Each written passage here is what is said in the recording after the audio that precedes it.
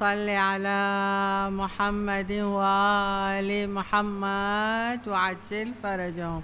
اللهم صل على محمد وآل محمد وعجل فرجهم.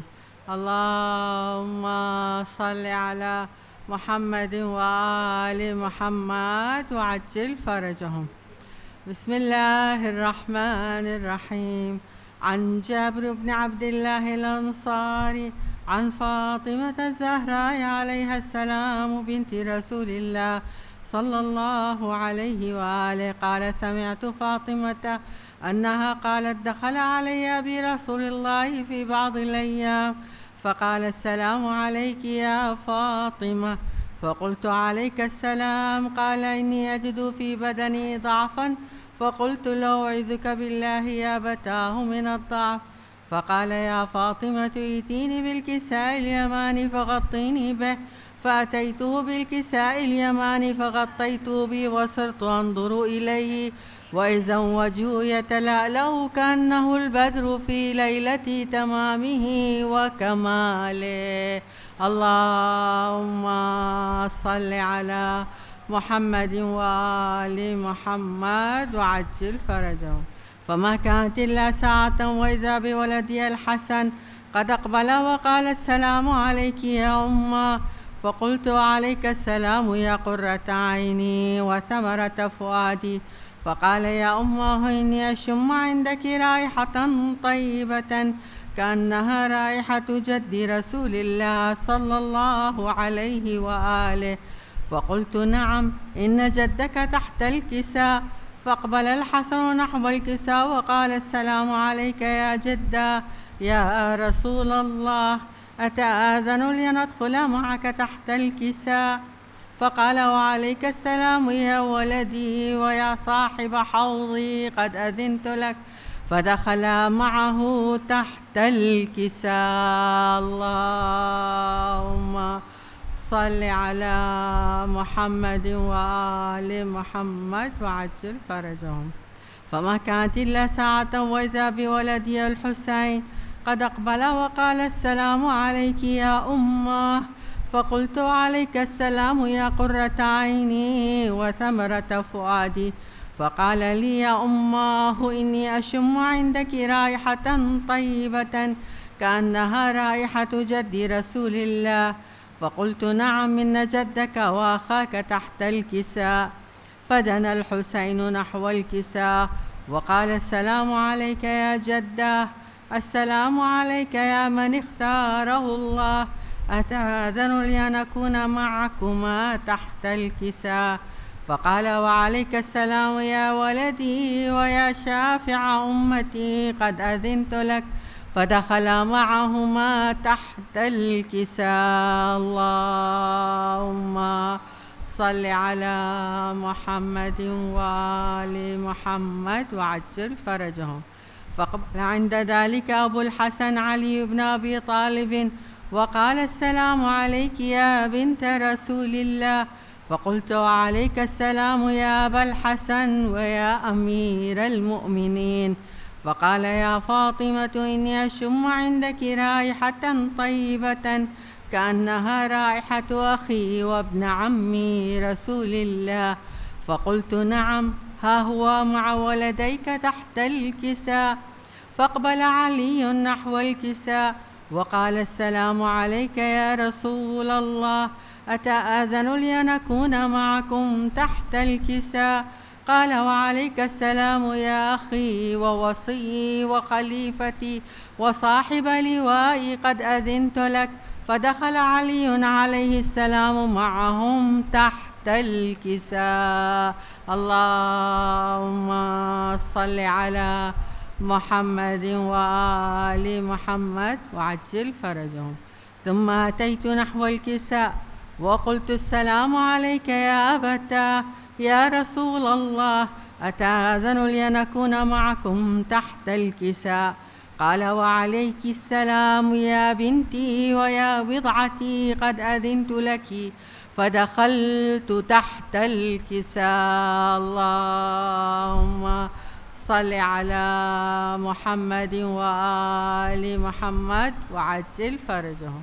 فلما اكتملنا جميعا تحت الكساء أخذ برسول الله بطرفي الكساء وأومى بيده اليمنى إلى السماء وقال اللهم إن هؤلاء أهل بيتي وخاصتي وحامتي، لحمهم لحمي ودمهم دمي، يؤلمني ما يؤلمهم ويحزنني ما يحزنهم، أنا حرب لمن حاربهم وسلم لمن سالمهم وعدو لمن عاداهم ومحب لمن أحبهم، إنهم مني وأنا منهم، فاجعل صلواتك وبركاتك ورحمتك وغفرانك ورضوانك علي وعليهم، وأذهب عنهم الرجس وطهرهم تطهيرا. اللهم صل على محمد وآل محمد وعجل فرجهم. فقال الله عز وجل يا ملائكتي ويا سكان سماواتي إني ما خلقت سماء مبنية ولا أرضا مدحية ولا قمرا منيرا ولا شمسا مضيئة ولا فلكا يدور ولا بحرا يجري ولا فلكا يسري إلا في محبة هؤلاء الخمسة الذين هم تحت الكساء. فقال الأمين جبرائيل يا ربي ومن تحت الكساء؟ فقال عز وجل هم أهل بيت النبوة ومعدن الرسالة، هم فاطمة وأبوها وبعلها وبنوها. اللهم صل على محمد وآل محمد وعجل فرجهم. فقال جبرائيل يا ربي أتأذن لي أن أهبط للأرض لأكون معهم سادسا؟ فقال الله نعم قد أذنت لك. فهبط الأمين جبرائيل وقال السلام عليك يا رسول الله، العلي الأعلى يقرئك السلام ويخصك بالتحية والإكرام ويقول لك وعزتي وجلالي إني ما خلقت سماء مبنية ولا أرضا مدحية ولا قمرا منيرا ولا شمسا مضيئة ولا فلكا يدور ولا بحرا يجري ولا فلكا يسري إلا لأجلكم ومحبتكم، وقد أذن لي أن أدخل معكم، فهل تأذن لي يا رسول الله؟ فقال رسول الله عليك السلام يا أمين وحي الله إنه نعم قد أذنت لك. فدخل جبرائيل معنا تحت الكساء. اللهم صل على محمد وآل محمد وعجل فرجهم. فقال لأبي إن الله قد أوحى إليكم يقول إنما يريد الله ليذهب عنكم الرجس أهل البيت ويطهركم تطهيرا. اللهم صل على محمد وآل محمد وعجل فرجهم. فقال علي لأبي يا رسول الله أخبرني ما لجلوسنا هذا تحت الكساء من الفضل عند الله. فقال النبي صلى الله عليه وآله والذي بعثني بالحق نبيا واصطفاني بالرسالة نجيا ما ذكر خبرنا هذا في محفل من محافل أهل الأرض وفيه جمع من شيعتنا ومحبينا إلا ونزلت عليهم الرحمة إلهي آمين، وحفت بهم الملائكة إلهي آمين، واستغفرت لهم إلى أن يتفرقوا إلهي آمين. فقال علي عليه السلام إذن والله فزنا وفاز شيعتنا ورب الكعبة. اللهم صل على محمد وآل محمد وعجل فرجهم. فقال أبي رسول الله صلى الله عليه وآله يا علي والذي بعثني بالحق نبيا واصطفاني بالرسالة نجيا ما ذكر خبرنا هذا في محفل من محافل أهل الأرض وفيه جمع من شيعتنا ومحبينا وفيهم مهموم إلا وفرج الله همه إلهي آمين، ولا مغموم إلا وكشف الله غمه إلهي آمين. ولا طالب حاجة إلا وقضى الله حاجته، إلهي آمين. اللهم اقض جميع حوائجنا حوائج الدنيا والآخرة بجاه محمد وعترته الطاهرة. فقال علي عليه السلام: إذا والله فزنا وسعدنا، وكذلك شيعتنا فازوا وسعدوا في الدنيا والآخرة ورب الكعبة. اللهم صل على محمد وآله الطاهرين، وارحمنا برحمتك يا أرحم الراحمين. اللهم صل على محمد وآل محمد وعجل فرجهم.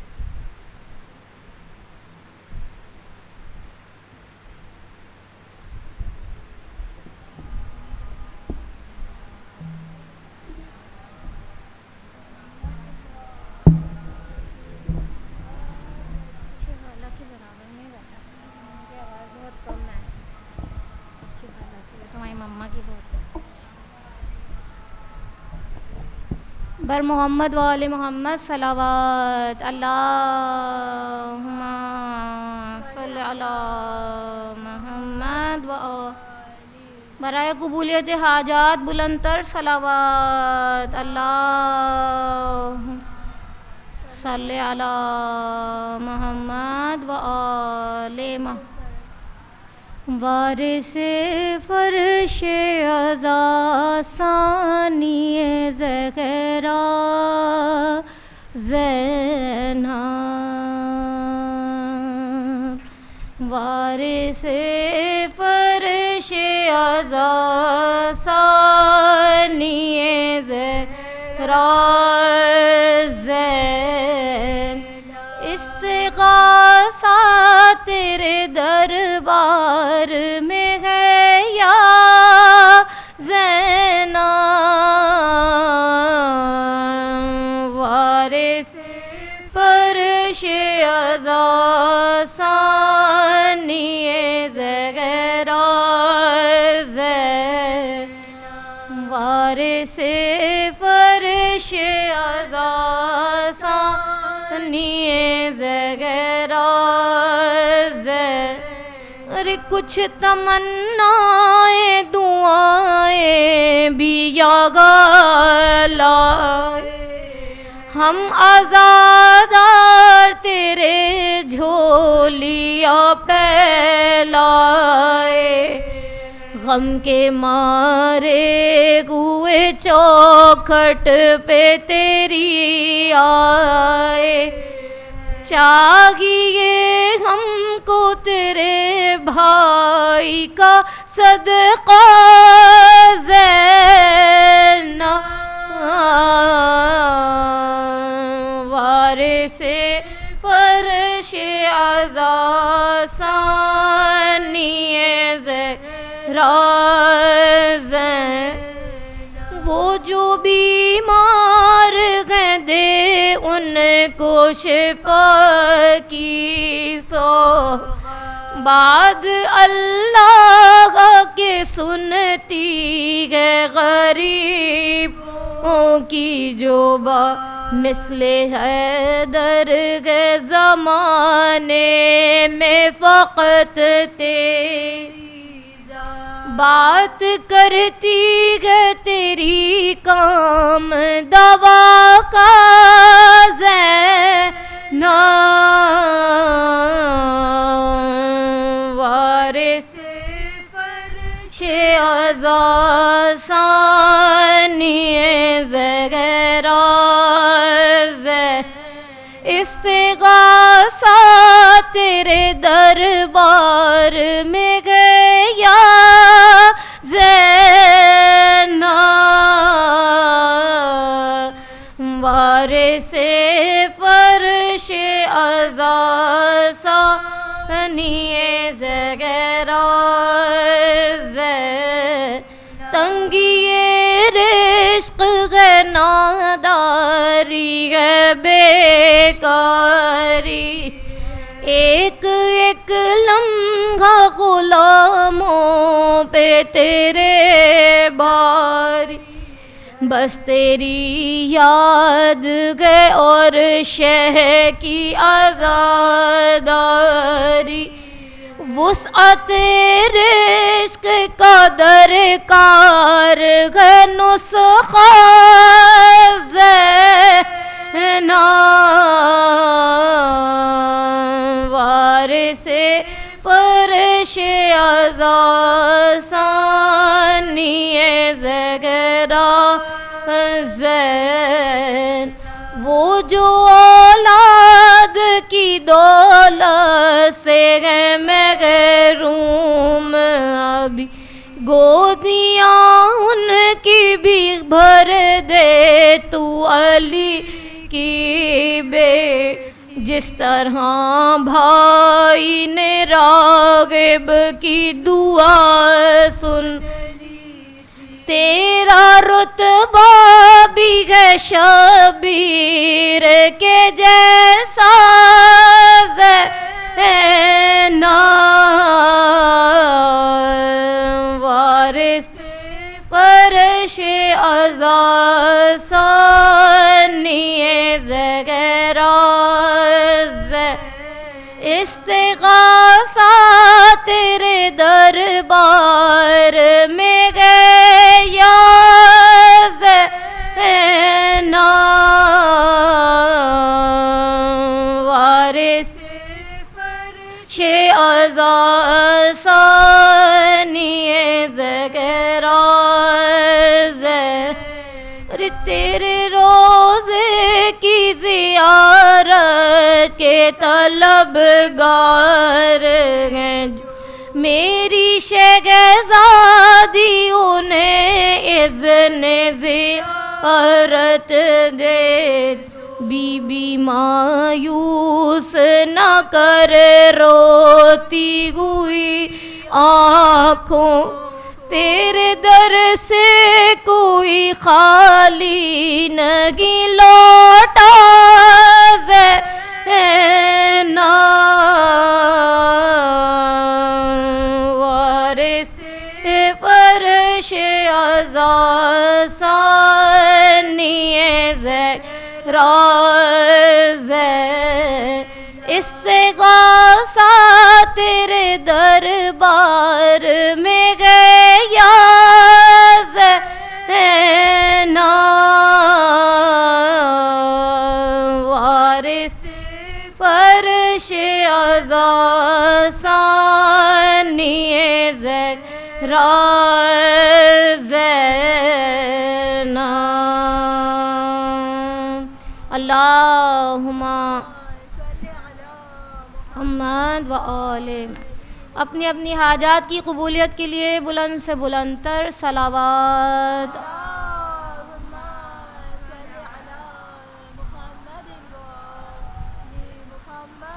برائے خوشنودی مولا مشکل کشا بلند تر صلوات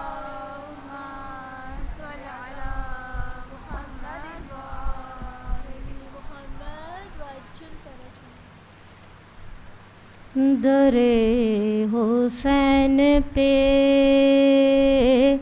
جو سر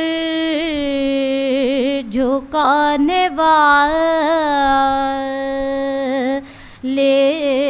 ہیں در حسین جو سر جھکانے والے بروز گھشر وگی سر اٹھانے والے ہیں در حسین جو سر جھکانے والے اور ملک اٹھائے گا محشر میں ان ہاتھوں پر ارے وہ جو زمین سے تبرک اٹھانے والے ہیں در حسین پہ جو سر جھکانے والے اور عزائے شہ میں لوٹاتے گئے سال بھر وہ بھی جو اپنے گھر میں اکیلے کمانے والے گئے در حسین بزرگ موجیں یہ کہتی تھی خورد لگے رو سے ارے سلام کرنا کے عباس آنے والے سلام کرنا کے عباس آنے در حسین اور یہ گیت تو فرق ہے امت میں اور امامت میں یہ کھانے والے گئے اور وہ کھلانے والے برائے خوشنودی اہل بیت علیہم السلام بلند تر صلوات جو سر جھکانے والے اور حیات و موت کا مطلب بدل گیا شاید ارے وہ مر گئے کہ جو خنجر چلنے والے در حسین پہ جو سر جھکنے والے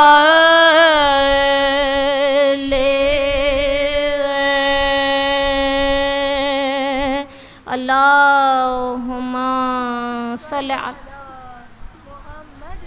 آل محمد برائے خوشنودی جناب سیدہ سلام اللہ علیہ بلند تر صلوات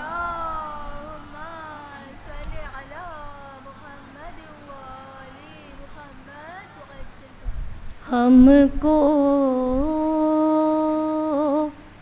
ہے اپنی جان سے پیارا غم حسین ہم کو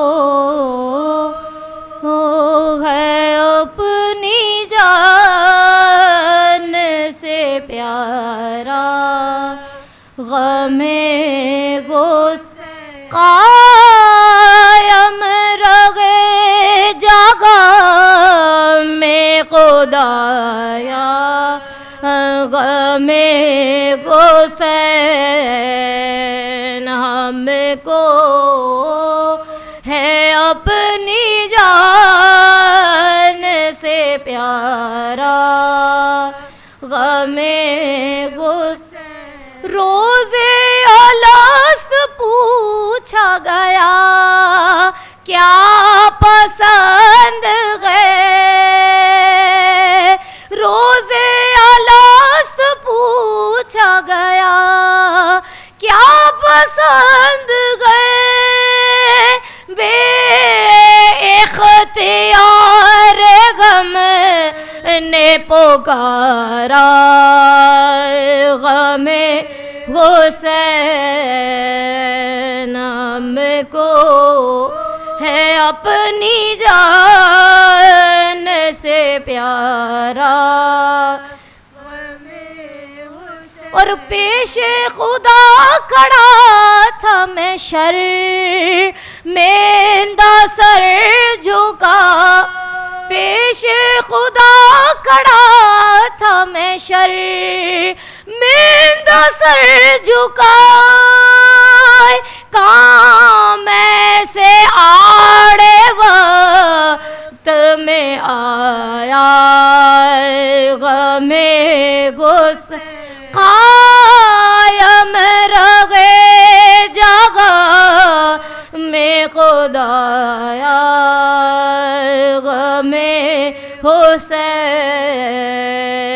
ہم کو ہے اپنی جان سے پیارا غم بخشش کا میری حشر میں سامان گو گیا بخشش کا میری حشر میں سامان گو گیا میزان پر عمل کے جو رکھا غم حسین ہم کو ہے اپنی جان سے پیارا غم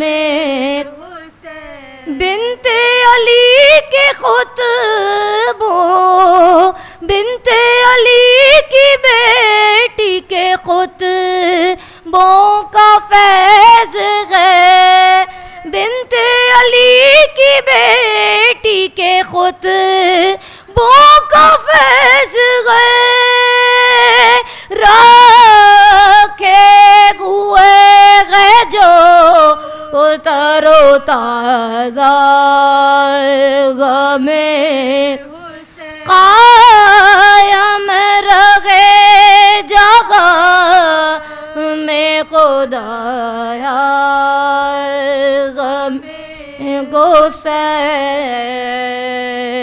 ہم کو ہے اپنی جان سے پیارا غم حسین برائے خوشنودی سید الشہداء بلند تر صلوات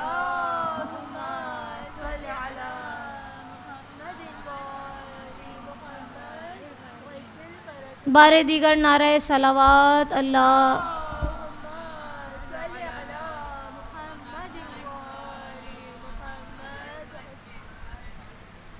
رہ گئی دشت میں تنہا تو وطن یاد آیا رہ گئی دشت میں تنہا تو وطن یاد آیا ارے پانی جب پایا ہر ایک تشنا دگن یاد آیا لے کے گرچیز مدینے سے چلی تھی زینب لے کے گرچیز مدینے سے چلی تھی زینب لاش پر بھائی کے پہنچی تو کفن یاد آیا رہ گئی دشت میں تنہا تو شمر کہتا تھا مت سنو مختار، میں نے کیسے حسین کو مارا، شمر کہتا تھا مت سنو مختار، ارے میں نے کیسے حسین کو مارا، جب ہوا میں سوار سینے پر، لب ہلانے لگا تیرا مولا، میں یہ سمجھا کہ بددعائیں مجھے، ارے اب تو مظلوم دے رہا ہوگا، میں نے گھوٹوں پہ کان رکھ کے سنا، وہ تو غازی کو دے رہا تھا صدا، شمر کہتا تھا مت سنو مختار، میں نے کیسے حسین کو مار، ارے کیسی غربت تھی ابن زہرا کی، دیکھتی تھی سکینہ یہ منظر، میرے گاتوں میں شے کی داڑھی تھی، ارے میں رلاتا رہا اسے ہنس، لاش عباس بھی تڑپنے لگی، جب تماچا حسین کو مارا،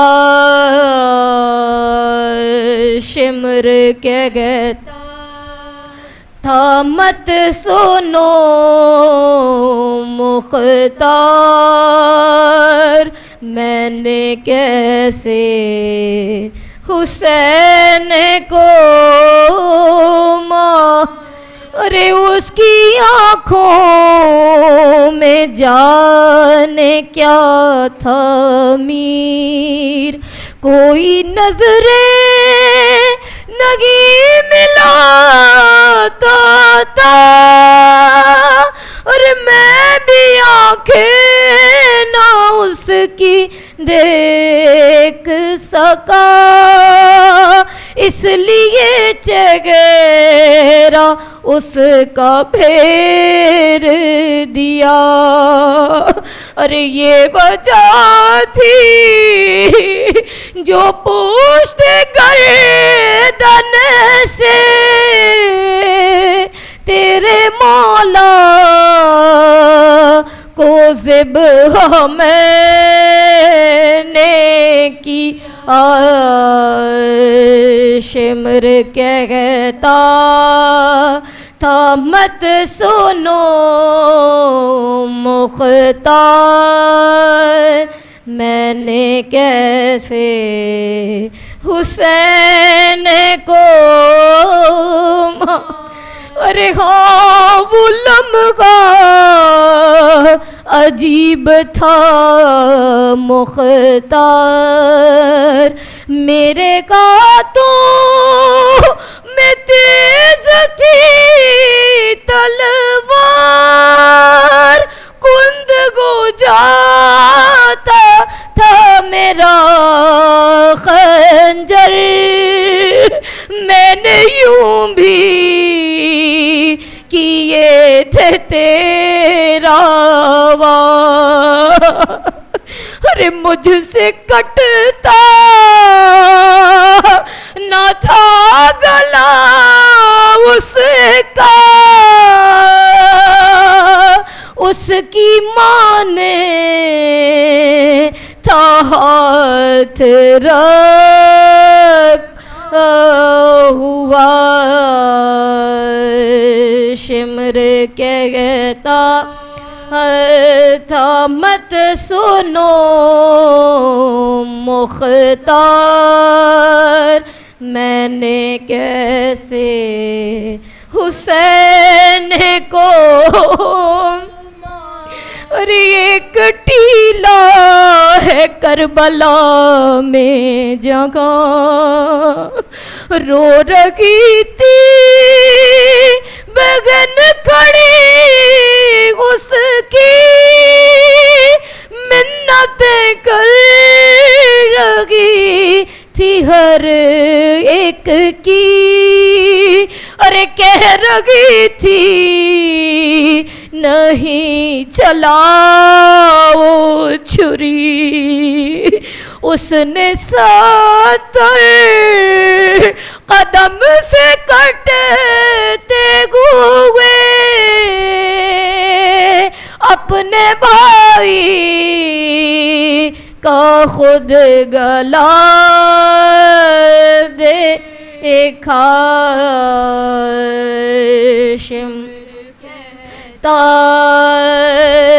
تا مت سنو مختار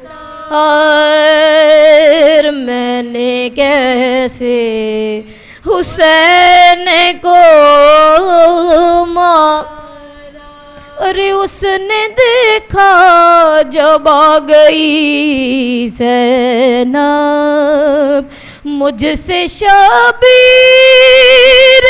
رو کے کہنے لگا ارے شمر جانے دے اس کو خیمے میں اپنا خنجر چھپا لے سے ذرا ارے شمر زانو ہٹا لے سینے سے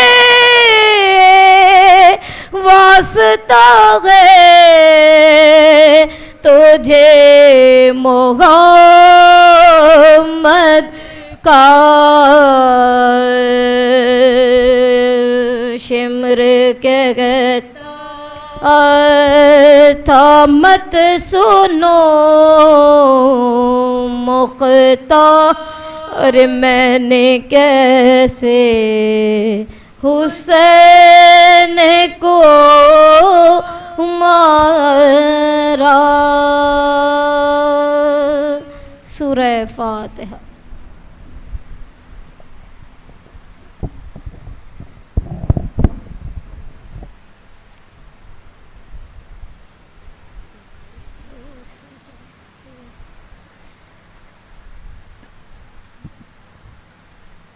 عباس کو حسین جو دریا پہ رو چکے اور بھائی سے اپنے ہاتھ لبین ہے دھو چکے یا تاکہ قتل اکبر و اصغر بھی ہو چکے اور سینے پہ جو پلے تھے وہ مٹی میں سوچ تھے نوح گر ہر ایک تانے پاش پاش اور قاسم کی لاش پر کبھی اصغر کی لاش کہتا تھا کوئی تھی اور لگاؤ حسین تلواروں سے لگوم ڈباؤ حسین کہتا تھا شمر گھیر کے لاؤ اور گھوڑے سے جلد نیچے گراؤ حسین کیا چپ کے دیکھتے گو منہ اس تشنا کا اور سر کاٹ لو حسین آلگے سلام اور اس آن میں گوئے شک بیکاس پہ اتنے جتنے چوبے تھے تیر بدن سے ہوئے تڑپے زمین پا گر کے میں پلک ارے فریاد فاطمہ سے ہلا عرش گردے تڑپا زمین پا جسم شگ مشرق نے کہا ارے غل تھا کہ جلد کاٹ لو اب سر حسین ناگا پکڑ کے ایک بڑا شمر بدشے قرآن پر شوقین ہے رکھا پائے آپ کا سر ننگے گھر سے نکلی سکینہ جگر دیکھی گلے پہ باپ کے جس دام چھری چلاتی تھی عرش والا کو چھوڑ دے سر میرا کاٹ لے میرے بابا کو چھوڑ دے ہر چند پیٹ تیر نادا بسد ادا فریاد کو یتیم سنتا تھا پر وہ خنجر گلے پہ رکھ دیا غزرہ کہ ہے غزہ رسو کی زبان کہا شاہ نے یہ ظالم سکینہ خیمے میں جالے تو زیب اور پانی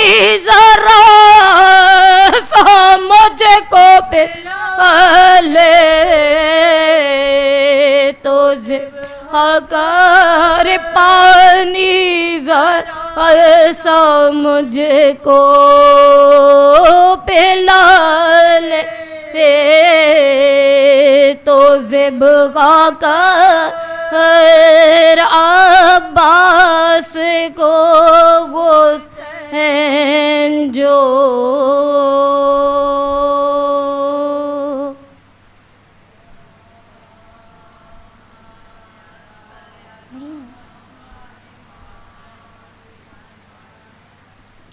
بارے دیگر نعرہ صلوات اللہ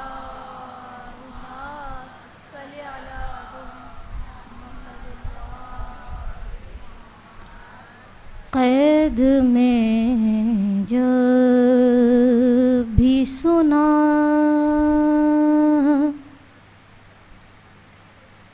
لفظ رضا زینب نے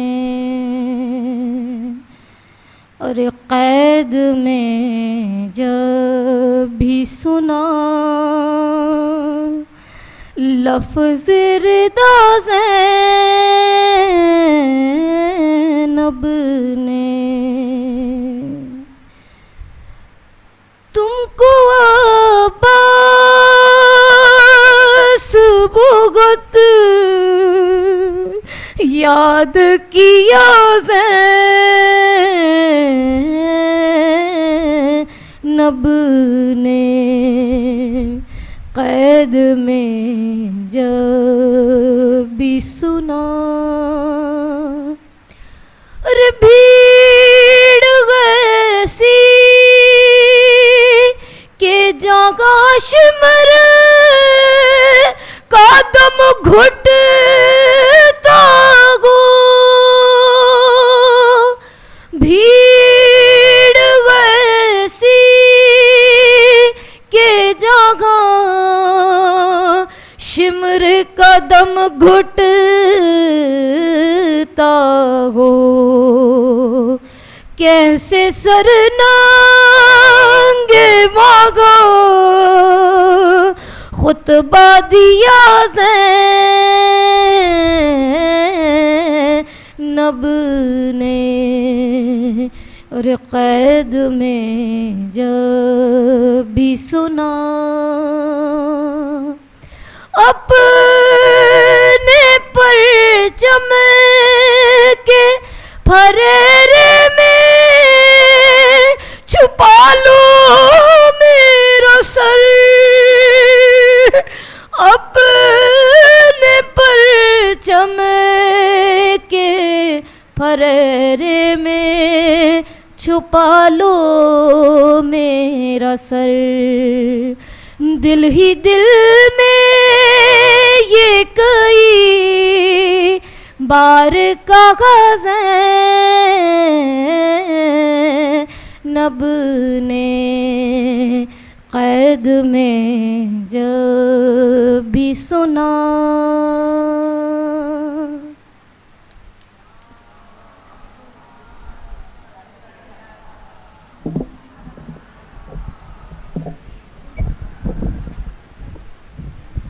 برخشنودی امام زمانہ بآواز بلند صلوات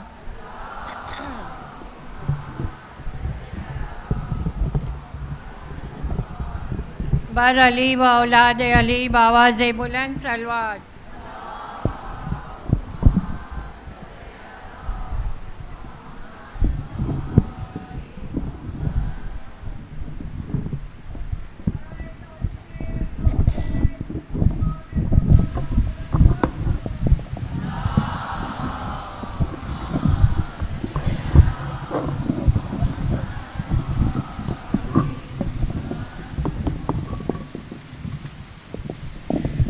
وآل محمد صلوات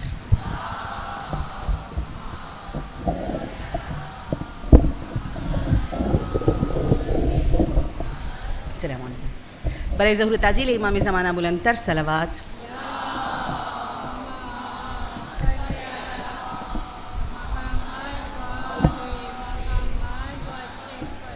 برائے خوشنودی امام زمانہ بلند تر صلوات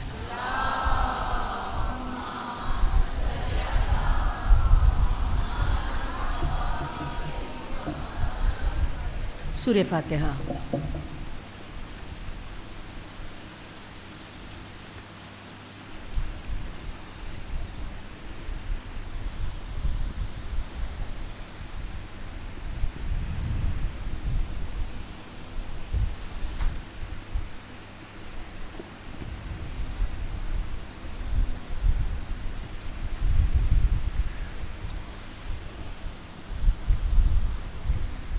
اعوذ باللہ من الشیطان اللعین الرجیم، بسم اللہ الرحمن الرحیم، الحمد للہ رب العالمین، الصلاة والسلام علی اشرف الانبیاء والمرسلین، سیدنا و نبینا و مولانا بالقاسم محمد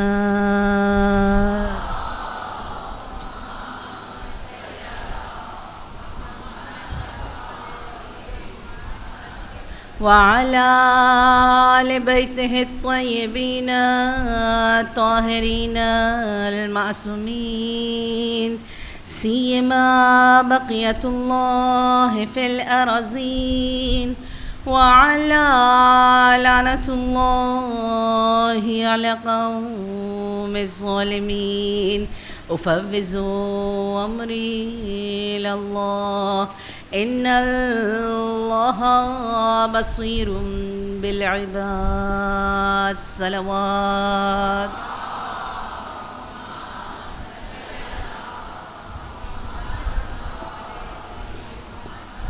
أما بعد، فقد قال الله تعالى في قرآن المجيد: بسم الله الرحمن الرحيم، إنما يريد الله ليذهب عنكم الرجس أهل البيت.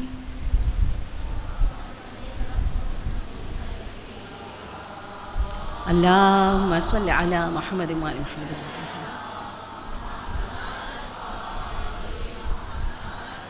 بسم الله الرحمن الرحيم، إذا وقع القول عليهم أخرجنا لهم دابة من الأرض وتكلمهم. الصلوات.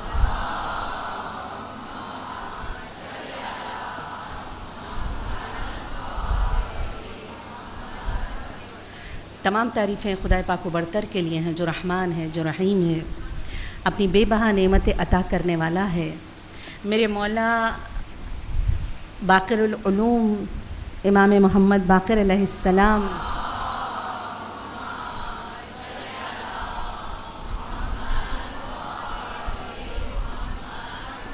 دعائے القمہ میں اس کی حمد و ثنا کرتے ہوئے ارشاد فرماتے ہیں: اے وہ پروردگار جو نجات دینے والا ہے، اے خدایا تو وہ ہے جو نجات دیتا ہے، اور اگر کوئی اور تیرے علاوہ کسی کے در پہ نجات جا کے حاصل کرے، پروردگار وہ نجات سے دور ہو جاتا ہے. اے فریاد رس، اے فریاد کو پورا کرنے والے، جب کوئی تیرے پاس آتا ہے تو فریاد کو پورا کرتا ہے. اگر کوئی تیرے علاوہ کسی کے پاس فریاد لے کر جائے وہ ناکام ہو جاتا ہے. اے امیدوں کو پورا کرنے والے پروردگار، جب کوئی تیرے پاس امید کو لے کر آئے تو اس کی امیدوں کو پر کر دیتا ہے. اگر کوئی تیرے علاوہ کسی کے پاس امید لے کے جائے وہ ناکام ہو جاتا ہے. اے وہ پروردگار جو امیدوں کو پورا کرتا ہے، اے وہ پروردگار جو فریادوں کو سنتا ہے، اے وہ پروردگار جو نجات دیتا ہے. لاکھوں درود و سلام ہو اہل بیت پر.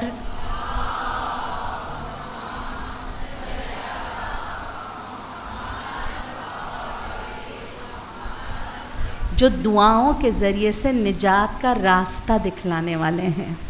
سرنامہ کلام सूरह नमल की आयत नंबर 82 परवरदिगार आलम सूरह नमल की आयत नंबर 82 परवरदिगार आलम इरशाद फरमाता है वइज़ा वक़अल क़ौल अलैहिम, जब उनके लिए हमारा कौल साबित हो जाएगा, अख़रजना लहुम दाब्बतम मिनल अर्ज़, हम उनके लिए ज़मीन से एक जानदार को निकालेंगे, तुकल्लिमुहुम, तो वो उनसे कलाम करेगा। ठीक, तफसीर मीज़ान अल्लामा तबातबाई लिखते हैं, कहा दाब्बा का लफ्ज़ क़ुरआन में बहुत जगह आया है, लेकिन दाब्बतम मिनल अर्ज़ क़ुरआन में सिर्फ़ एक जगह आया है, यानी ये लक़ब है ज़मीन से निकलने वाला जानदार। अच्छा, मैंने बहुत सारी, यानी जब उन पर कौल वाक़े हो जाएगा, कब वाक़े होगा, इसकी बाद वाली आयत में बता रहे हैं कि ये कौल कब वाक़े होगा। क्या खुदा फरमाता है, यौमा नहशरू मिन कुल्ले उम्मतिन फ़ौजा, हम हर कौम में से कुछ लोगों को महशूर करेंगे। ठीक, खुदा क्या कहता है, हम ज़मीन से एक जानदार को निकालेंगे जो उनसे गुफ्तगू करेगा। वो जानदार कब निकलेगा, जब हम हर कौम में से एक ग्रोह को महशूर करेंगे। अब एक चाहने वाला छठे इमाम के पास गया, कहा मौला ये जो क़ुरआन में सूरह नमल की आयत नंबर 83 में परवरदिगार आलम इरशाद फरमाता है कि हम हर ग्रोह, हर उम्मत में से एक ग्रोह को महशूर करेंगे, क्या खुदा क़यामत के बारे में कह रहा है? कहा नहीं, ये क़यामत के बारे में नहीं है, क्योंकि एक दकीक नुक्ता है। खुदा क्या कहता है, हर उम्मत में से एक ग्रोह को जमा करेंगे। ठीक, जबकि सूरह कहफ की आयत नंबर 47 परवरदिगार आलम इरशाद फरमाता है वहशरनाहुम वलम नुगादिरहुम अहदा, हम सब के सब को जमा करेंगे, किसी एक को भी नहीं छोड़ेंगे। क़यामत क्या है, महशर क्या है, सबका जमा होना। यहाँ पर फरमाया हर उम्मत में से एक ग्रोह को जमा करना। तो मौला जब ये क़यामत के बारे में नहीं है तो फिर ये कब के बारे में है? फरमाया इससे मुराद रजअत है। अच्छा, रजत क्या है? अब सवाल करने वाले ने सवाल किया, मौला रजत क्या है? फरमाया क़यामत से पहले कुछ लोगों को दोबारा से ज़िंदा करना। मौला किन लोगों को दोबारा ज़िंदा करना? यानी कुछ लोग ऐसे हैं जो क़यामत से पहले दोबारा से ज़िंदा होकर वापस आएंगे। उस वापस आने को क्या कहते हैं? रजअत। ठीक, अब किन लोगों को वापस पलटाया जाएगा? फिर सवाल किया गया छठे इमाम से। मौला फरमाते हैं मोमिन महज और काफिर महज, दो किस्म के लोग। एक मोमिन महज होगा जिसको पलटाया जाएगा, एक काफिर महज होगा। मौला मोमिन महज को क्यों पलटाया जाएगा, यानी मखसूस क्यों मोमिन महज को पलटाया जाएगा? कहा दो किस्म के लोग, एक जिन्हें शदीद ख्वाहिश होगी इमाम ज़माना का दौर देखने की, उन्होंने काम किया होगा, वो इस लिहाज से दुनिया से गए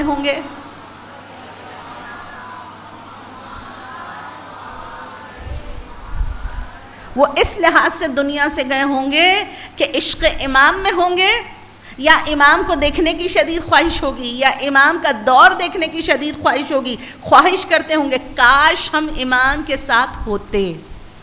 वो करीम अल्लाह है, अगर ख्वाहिशात ज़िंदगी में पूरी ना हो तो मरने के बाद भी पूरी करता है। तो उनको उठाया जाएगा कि उठो, तुम्हारा इमाम आ गया है। कहा मौला दूसरे कौन से लोगों को उठाया जाएगा? कहा दूसरा उन लोगों को उठाया जाएगा, उन मोमिनीन को उठाया जाएगा जिन पर जुल्म हुआ है या जो नाहक कत्ल कर दिए गए हैं। जो नाहक कत्ल कर दिए गए हैं उनको दोबारा से ज़िंदा किया जाएगा, ताकि उन पर जो जुल्म हुआ है उस जुल्म का बदला लिया जा सके, साथ वो अपनी एक नॉर्मल ज़िंदगी गुजार सकें और फिर उनकी मौत तबई हो। मौला काफिर को क्यों उठाया जाएगा? कहा वो भी दो वजूहात की बिना पर उठाया जाएगा। पहली वजह क्या है? कहा काफिर को उठाने की पहली वजह जिसको वो झुटलाते थे, جس کو وہ جھٹلاتے تھے، دیکھ لیں کہ اب اللہ نے انہی کو اقتدار دے رکھا ہے. ایک چیز کہا. دوسرا، انہوں نے جو ظلم کیا ہے نا لوگوں پر، اس ظلم کے بدلے کے طور پہ، تو جب بھی اگر آپ کے ساتھ کچھ ایسا ہو جائے پریشان نہ ہو. اللہ کریم ہے.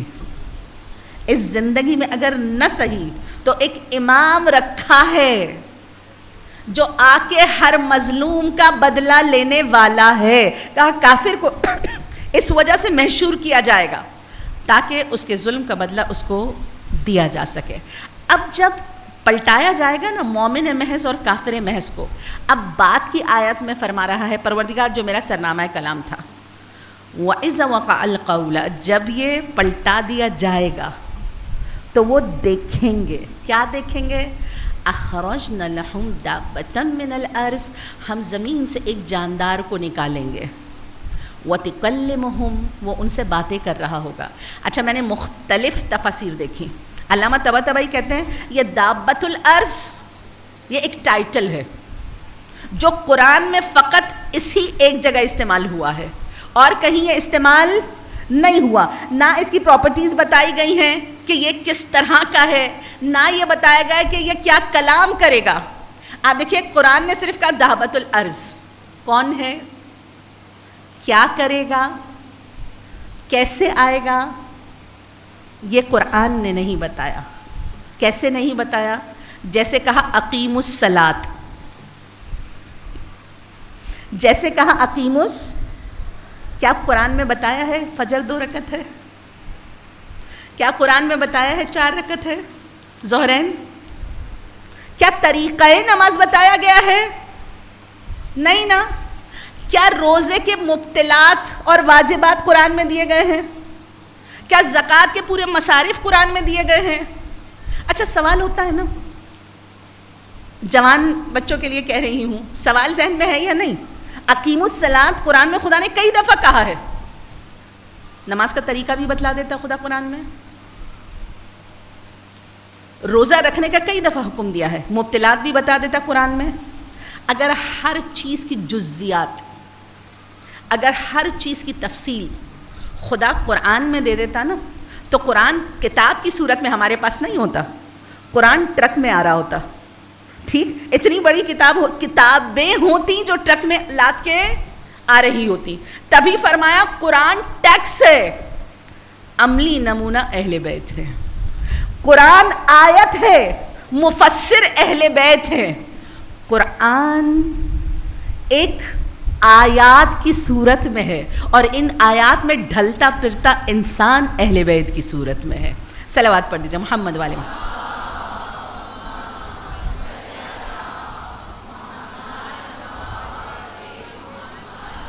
تو آیت کی تفسیر چاہیے ہو، آیت کا باطن چاہیے ہو، آیت کی تفصیل چاہیے ہو.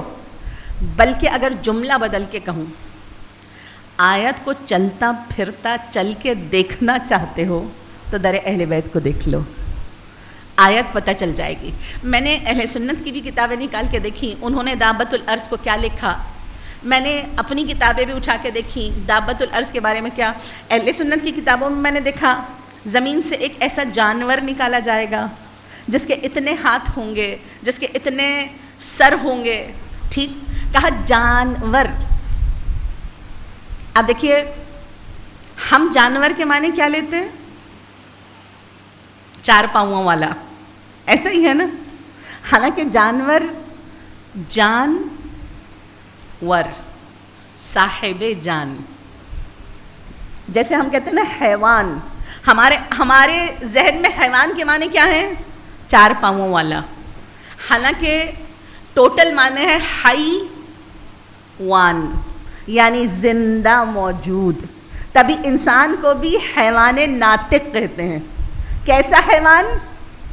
یہ بھی حیوان یعنی زندہ موجود. کون سا زندہ موجود؟ جو ناطق ہے، جو صرف بولتا نہیں ہے، سوچ کے بولتا ہے. بولتا تو طوطا بھی ہے، ٹھیک، لیکن اس کے بولنے اور انسان کے بولنے میں کیا فرق ہے؟ وہ رٹ کے بولتا ہے، انسان عقل سے بولتا ہے. صلوات پڑھ دیجئے محمد والے محمد.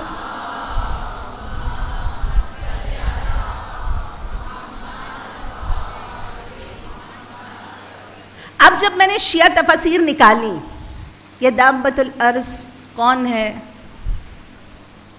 یہ دابۃ الارض جب آئے گا تو کیا کرے گا، اچھا کب بھیجا جائے گا یہ اب آپ بتا دیں گے. دابۃ الارض کو کب نکالا جائے گا؟ امام زمانہ کے دور میں. یہ تو بتا دیا نا کب نکالا جائے گا. امام زمانہ کے دور میں زمین سے ایک جاندار نکلے گا، ٹھیک، جو کلام کر رہا ہوگا. اب وہ کرے گا کیا اور کون ہے؟ ہمیں اللہ نے منسوب کیا ہے. ہم وہ خوش قسمت لوگ ہیں جو شہر علم سے وابستہ ہیں.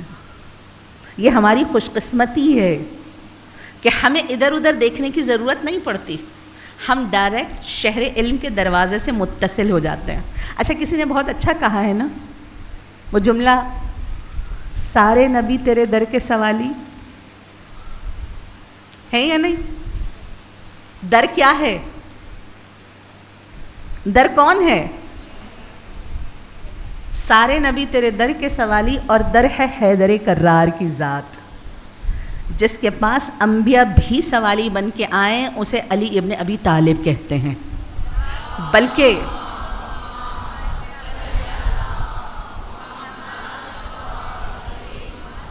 مولا صرف شہر یا علی اللہم صل علی محمد وآل محمد وعجل فرجهم اجمعین. مولا صرف شہر علم کا دروازہ نہیں ہے، فرمایا یا علی تم اللہ کے شہر کا دروازہ ہو. جیسے اللہ کے شہر میں بھی داخل ہونا ہے نا، شہر خدا کا دروازہ بھی علی ابن ابی طالب کی ذات ہے. فرمایا یا علی تم علم کا دروازہ ہو. تو میں اور آپ متصل ہیں علم کے دروازے سے. یہاں پر بیٹھنے والا بھی عالم ہوتا ہے. کیسے؟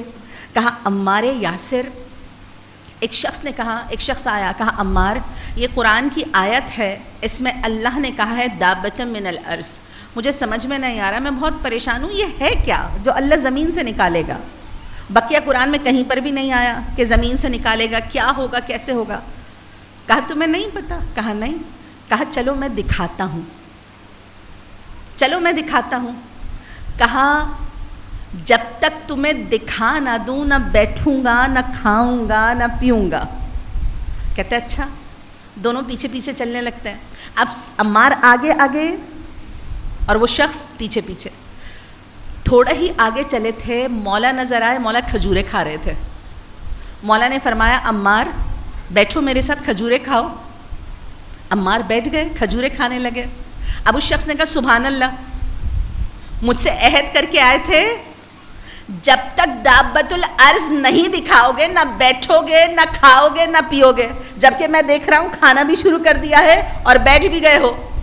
کہا میں اپنا وعدہ پورا کر چکا. کہا کیا مطلب؟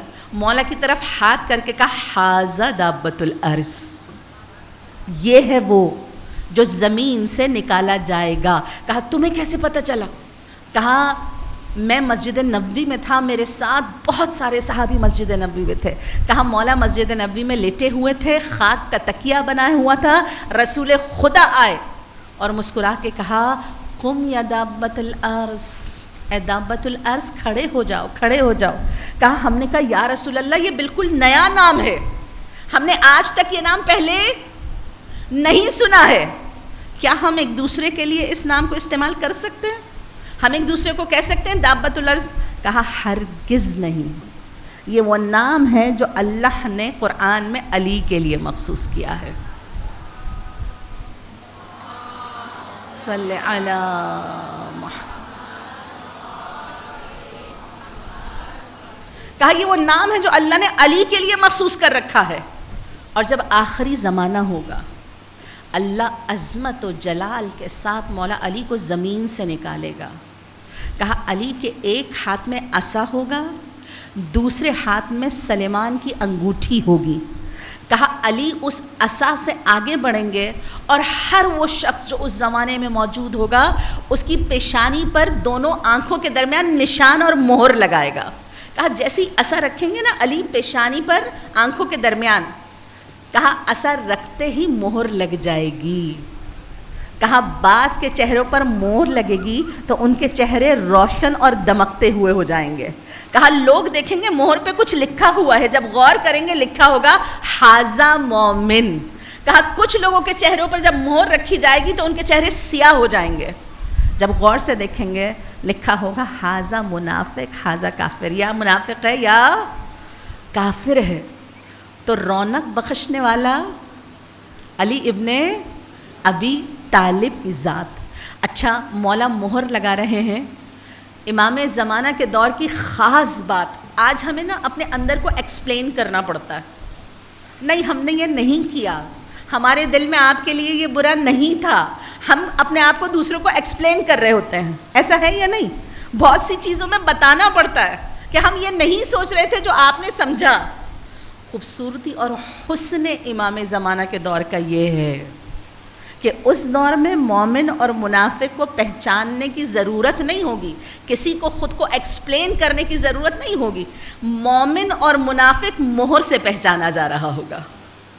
یہ سفید دل کا ہے, اس کا دل روشن ہے یا روشن نہیں ہے, ہمیں بتانے کی ضرورت نہیں ہوگی. امام کے دور میں چہرے مومن کے ایسے ہی روشن ہوں گے. کہا جس پر مولا مہر لگا دیں وہ روشن ہو جائے گا. صلوات پڑھ دیجئے محمد والے محمد.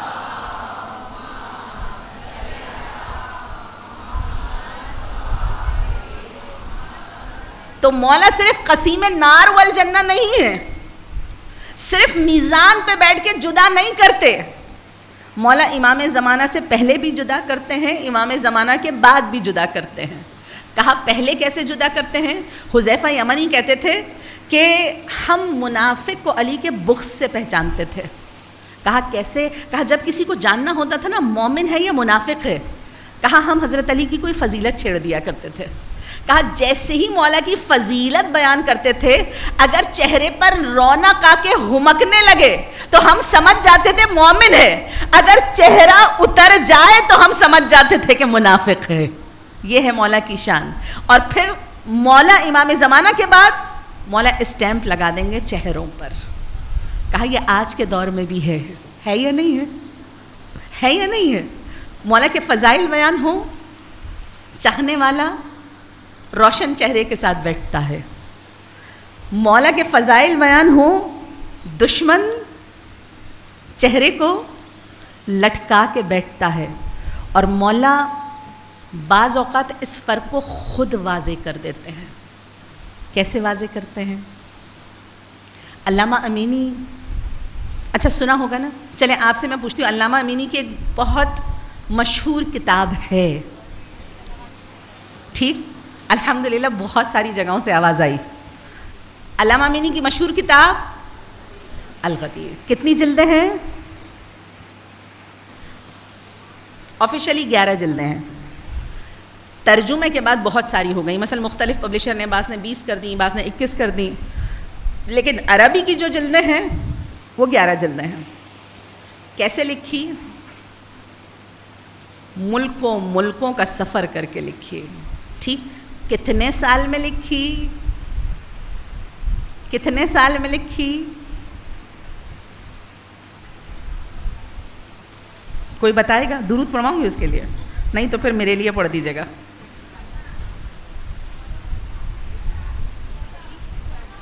ٹھیک, قریب ہے. ٹھیک, 40 سال کی محنت میں لکھی ہے. 40 سال کی محنت میں لکھی ہے الغدیر. 1,00,000 کتابوں کو دیکھا ہے, جس میں سے 10,000 کتابیں پوری پڑھی ہیں. 1,00,000 کتابوں کا جائزہ لیا ہے, 10,000 کتابیں پوری کی پوری پڑھی ہیں. اس طرح لکھی ہے الغدیر. اچھا, کہتے ہیں الغدیر لکھنے کے بعد نا آپ کی انگلی تھوڑی سی ٹیڑھی ہو گئی تھی. اتنا لکھا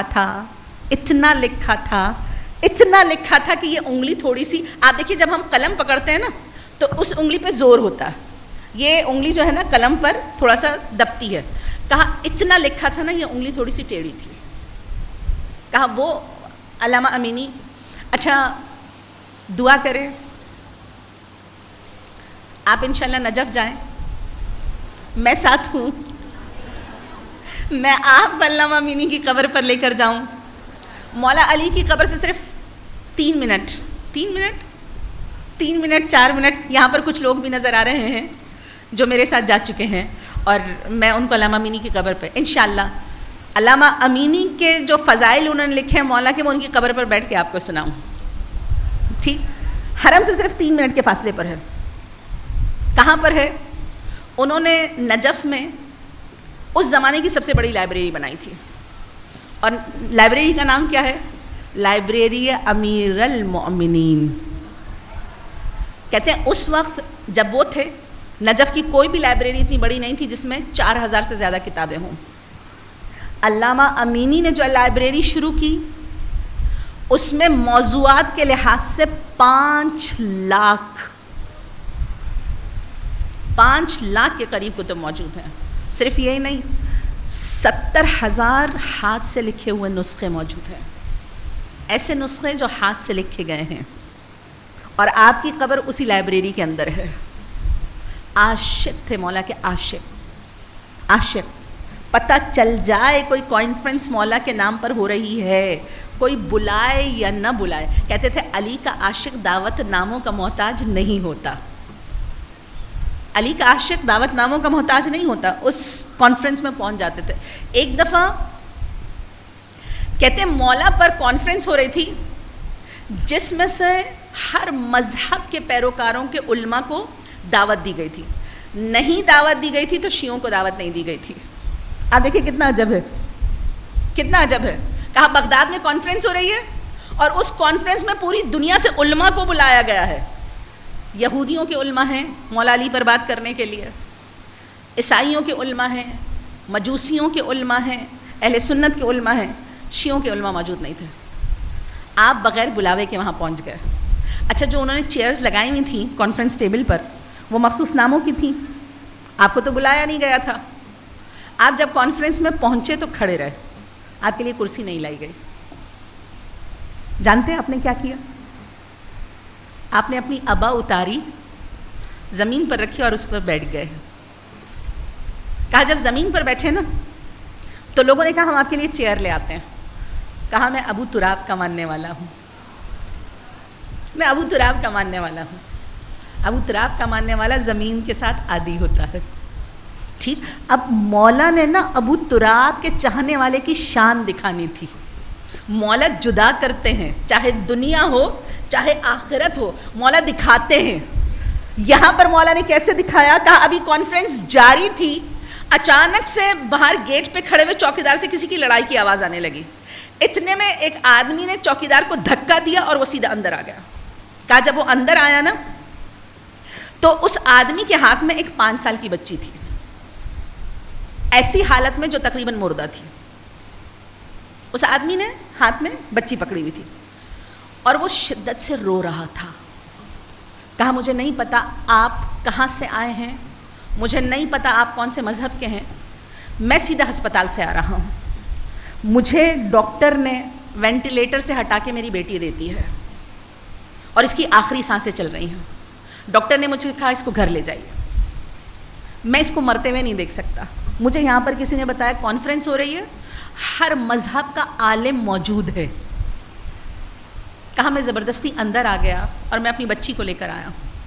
کیا تم میں سے کوئی دین حق کا ایسا ماننے والا ہے جو میری بیٹی کو ٹھیک کر دے؟ میں وعدہ کرتا ہوں میری بیٹی ٹھیک ہو گئی نا, میں کھڑے کھڑے اس کا دین اختیار کر لوں گا. کیا تم میں سے کوئی حق کا ماننے والا ہے؟ کہا جب یہ جملہ کہا نا تم میں سے کوئی حق کا ماننے والا جو میری بیٹی کو شفا دے دے, تو میں کھڑے کھڑے یہاں پر اس کے مذہب کو حق قبول کر کے اس کے دین پر آ جاؤں گا. کہا سب ایسے خاموش ہو گئے جیسے سبوں کی سر پہ چڑیا بیٹھی ہے. کہا سانس لینے کی آوازیں آ رہی تھیں لیکن کسی کی آواز نہیں آ رہی تھی. کہا کچھ دیر سب خاموش رہے, اتنے میں ابو تراب کا ماننے والا کھڑا ہو گیا. کون کھڑا ہوا؟ علامہ امینی. کہا علامہ امینی کھڑے ہوئے. علامہ امینی نے کہا تھوڑا پانی تو لے آؤ. ایک شخص دوڑتا ہوا پانی کا گلاس لایا. علامہ امینی نے پیچھے دیکھا, کچھ بڑبڑائے, انگلی ڈالی, ہلائی اور کہا پلا دو. وہ جو انگلی ٹیڑھی تھی نا, وہ جو ٹیڑھی تھی,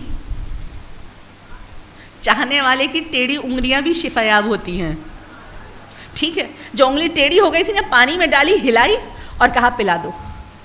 کہا جب پلایا گیا نا, کہا کچھ دیر, وہ وہیں پر ہی بیٹھ گیا بچی کو لے کے, کہا کچھ دیر نہیں گزری تھی, بچی بیٹھی پھر کھڑی ہو گئی, ٹھیک, اور باپ سے باتیں کرنے لگی, اور باپ حیرت سے اس کو دیکھ رہا تھا. اب لوگ جب بچی کو چلتے پھرتے, اس آدمی نے علامہ امینی کا ہاتھ پکڑا, کہا کس مذہب سے ہیں, کس مذہب سے ہیں؟ کہا غلام حیدر کرار, حیدر کرار کا غلام ہوں. کہا کلمہ پڑھائیے, کلمہ پڑھائیے. اب سارے مذاہب بیٹھے ہیں اور علامہ امینی نے لا الہ الا اللہ محمد رسول اللہ علی ولی اللہ و وسیع رسول اللہ.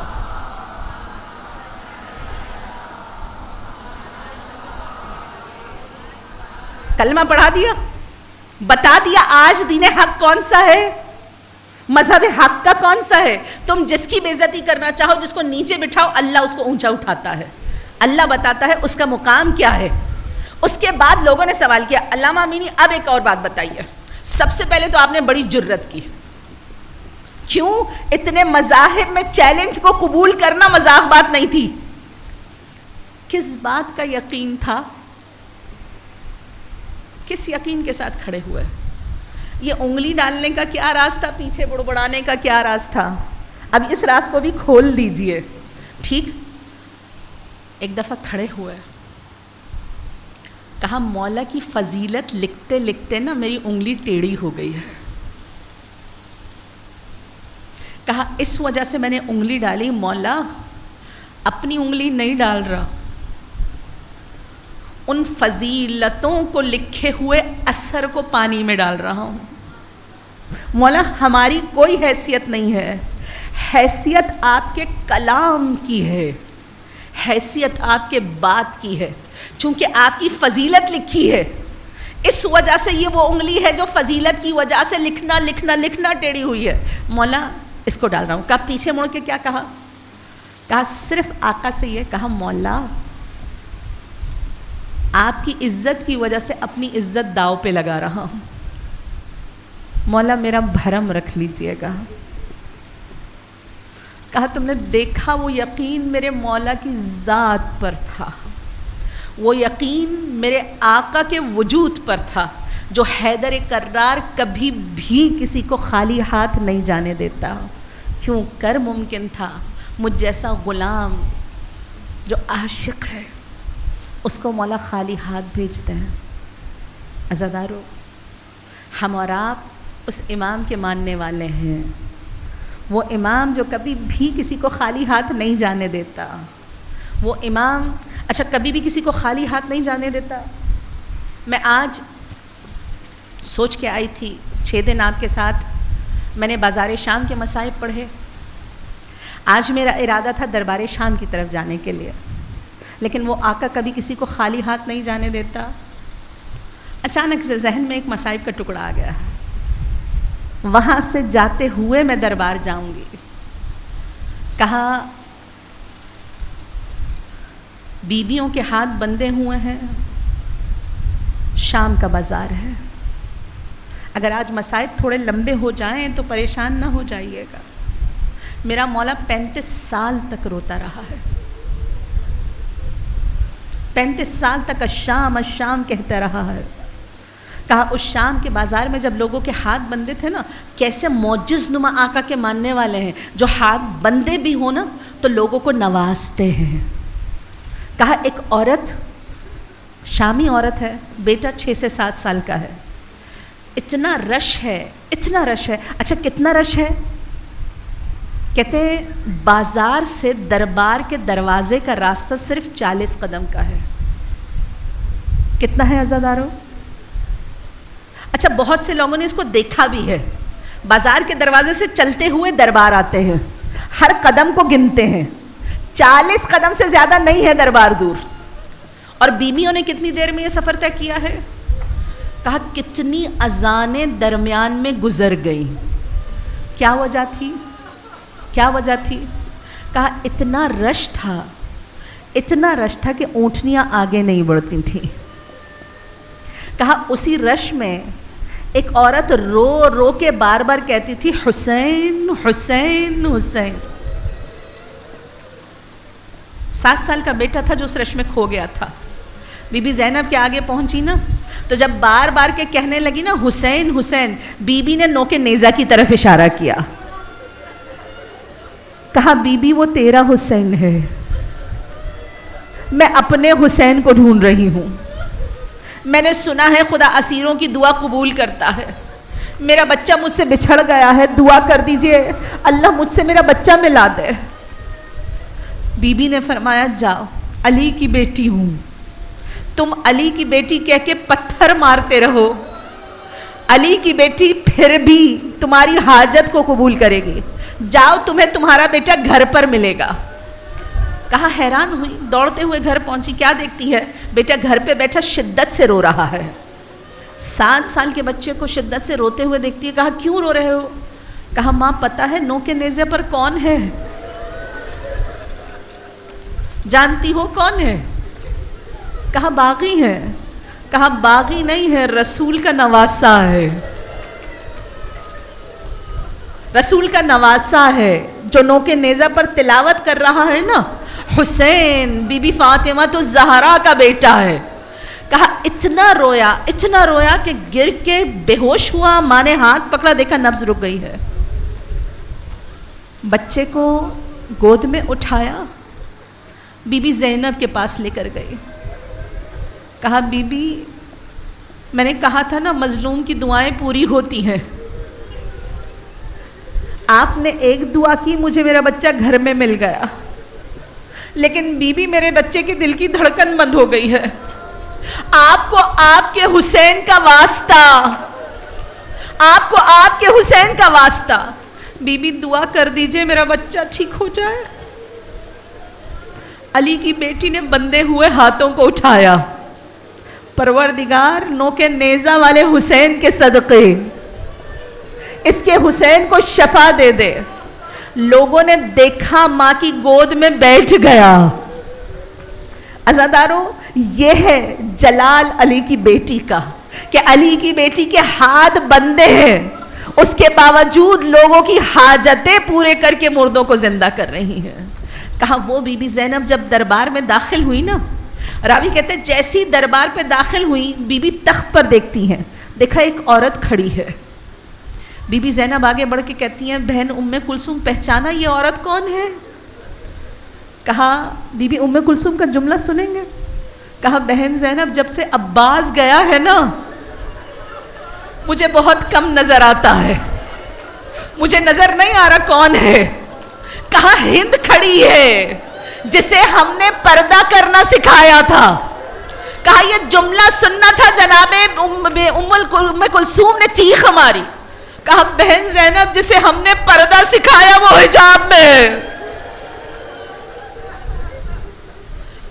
راوی کہتا ہے بی بی آگے بڑھی, بیویوں کا سر جھکا ہوا ہے. کہا ہند نے تخت سے پوچھا, آواز لگائی, تم کس شہر کے لوگ ہو؟ کہا آواز آئی ہم مدینہ سے ہیں. کہا جیسی لفظ مدینہ سنا نا ہند ایک دفعہ تخت سے اتر کے نیچے آئی. کسی نے کہا ہند تخت سے کیوں اتر گئی؟ کہا شہر مدینہ کے احترام میں اتر کے آئی ہوں. کہا شہر مدینہ کا احترام کیوں؟ کہا شہر مدینہ میں میرا آقا حسین رہتا ہے. اچھا یہ کون ہے؟ کون ہے؟ یہودی کی بیٹی تھی, بیمار تھی, لا علاج مرض ہو گیا تھا. کسی نے کہا مدینے میں صرف علی شفا دے سکتے ہیں. کہا بیٹی لانے کے قابل نہیں تھی, اتنی مریض تھی. باپ دوڑتا ہوا مولا علی کے پاس مدینے آیا. مولا نے پانی منگوا کے صرف کہا حسین اس پر ہاتھ رکھ دو. ہند کے باپ نے دیکھا مولا حسین نے پانی پر صرف ہاتھ رکھا. کہا جس پر حسین ہاتھ رکھ دے نا وہ شفایاب ہو جا ہے, جا یہ پانی اپنی بیٹی کو پلا دے. کہا وہ لے کر گیا, بیٹی کو پلایا. بیٹی نے کہا امام حسین نے شفا دی ہے. کہا حسین نے شفا دیا. کہا میں دیکھنا چاہتی ہوں. مدینے آئی, مولا سے ملی, مولا نے بہنوں کے پاس بھجوایا. کہا چند گھنٹے رہی, بیویوں سے کہا مجھے بہت اچھا لگا آپ کے پاس رہ کے. کہا ہند ہم سے کچھ سیکھنا چاہتی ہے تو پردہ سیکھ لے. کہا بیوی نے برقع پہنایا اور پھر پوری عمر حجاب میں رہی. یزید سے شادی ہوئی ہے, وہی ہند ہے جو کھڑی ہے. راوی کہتا ہے جیسی سنا نا مدینہ, نیچے اتر کے آئی, کہتی ہے اے قیدیوں اگر میں کسی کا پوچھوں گی تو بتاؤ گے؟ بی بی زینب آگے بڑھی, کہا کس کا پوچھنا چاہتی ہے؟ کہا آقا حسین کو جانتی ہے؟ کہا بی بی زینب رو کے کہتی ہے اور کس کا پوچھنا چاہتی ہو؟ کہ آقا حسین کے ایک غیرت مند بھائی تھے جس کا نام عباس تھا. کہا اور کس کا پوچھنا چاہتی ہو؟ اور کس کا؟ کہا آقا حسین کے ایک بیٹے تھے جو شبیہ پیمبر تھے. کہا جب وہ سبوں کے نام لیتی رہی نا, بی بی زینب نے کہا اے ہند, مولا حسین کی بہنوں کا نہیں پوچھو گی؟ کہا ہند نے تڑپ کے کہا اے بی بی ان کی بہنوں کا نام نہ لینا, وہ علی کی بیٹیاں ہیں, وہ فاطمہ الزہرا کی بیٹیاں ہیں جن کی ماں کا جنازہ رات میں نکلا تھا. ان کا نام شرابی کے دربار میں لینا بھی ہتک ہے. میرے آقا حسین کی بہنوں کا نام. کہا اب یہ جملہ سننا تھا. جناب زینب نے جھکا ہوا سر اٹھایا, کہا ہند نہیں پہچانا میں زینب ہوں, یہ میری برابر میں میری بہن ام کلثوم ہے. جانتے ہیں ہند نے پہلا سوال کیا کیا؟ کہا ہند نے پہلا سوال کیا بی بی عباس کہاں ہے؟ بی بی عباس کہاں ہے؟ کہا وہ جو تیرے شوہر کے سامنے پہلا سر ہے نا, وہ تیرے آقا حسین کا ہے. اس کے بعد جو تش میں دوسرا سر رکھا ہے وہ عباس کا سر ہے. کہا جو ابھی تک نو کے نیزہ پر چمک رہا ہے نا, شبیہ پیمبر. کہا یہ سننا تھا. ہند نے اپنے سر سے برقع اتارا. کہا اے یزید یہ کیا کیا؟ جس نے حجاب سکھایا تھا ان کو بے حجاب کر کے درباروں. کہا یزید تخت سے اترا, اپنی ابا کو ہند کے سر پہ ڈالا. کہا سر کو ڈال کے کہا میری بیوی ملمہ عام میں. کہا ہند میں تیری بیوی ہوں, یہ رسول کی نواسیاں ہیں. لعنت اللہ علی قوم الظالمین. وَسَيَعْلَمُ الَّذِينَ ظَلَمُوا أَيَّ مُنْقَلَبٍ يَنْقَلِبُونَ. پروردگار یہ قلیل سا پرسہ ہم سے قبول و منظور فرما, ہمارے قلب و ابصار کو اپنی جانب پلٹا دے. پروردگار آقا مولا سید و سردار کے ظہور میں تعجیل فرما. پروردگار ہر وہ مومن جو پریشان ہے امام حسین کے صدقے میں اس کی پریشانی کو دور فرما. جو رزق حلال کے لیے پریشان ہے رزق حلال میں کشادگی عنایت فرما. پروردگار ہر وہ مومن جو اولاد چاہتا ہے نیک اور صالح اولاد عطا فرما. جو اولاد رکھتے ہیں ان کی اولادوں کو نیک اور صالح فرما. اولاد کے جو مسائل ہیں پروردگار وہ حل فرما. بیمار ہے کوئی, شفائے کاملہ صحت عاجلہ عطا فرما. آقا مولا سید و سردار کے ظہور میں تعجیل فرما. ہم سب کو امام کی کنیزوں میں محشور فرما. ہم سب کو امام کے اصحاب و اعوان میں شمار فرما. ربنا تقبل منا انک انت السمیع العلیم وتب علینا انک انت التواب الرحیم. ایک سورہ فاتحہ کا التماس ہے. عبدالعلی غلام علی, نور بانو بنت جمال بھائی, Ramzan Ali, Akbar Ali, Fizza Bano, Merchant family, Rojani family, Pabani family, Wasani family, Noorani family, Dawoodani family کے لیے ایک سورہ فاتحہ کا التماس ہے.